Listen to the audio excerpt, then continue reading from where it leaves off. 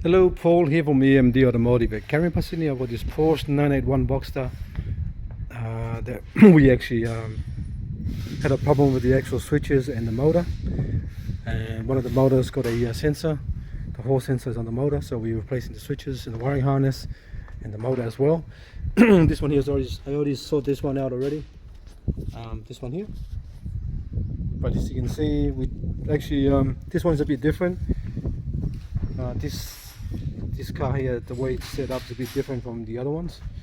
So we tried to look for the switches, and we found the switches. The only way the switches are inside and the bolts going through that way, so we had no choice but to remove the whole roof. So just a quick just showing that what we're doing now. So we removed the whole roof now. So this is the actual roof here. As you can see, that's the motor there, and the whole sensor is inside the motor there. So I'm doing both and both switches, and this is the actual switch. It's on the side here. That one there, that's the switch. You can see closely. Goes in there, goes underneath here, goes inside there, and comes up on the other side and connects it on the actual little plug. The left hand side's got the blue and black, and the right hand side's got the grey and black. Grey, black. Just quickly go here. This is the one I'm talking about. Comes with the new rivets already. So this is the actual left hand side. It's got a it comes through here, comes from the other side there, comes from the bottom and connects.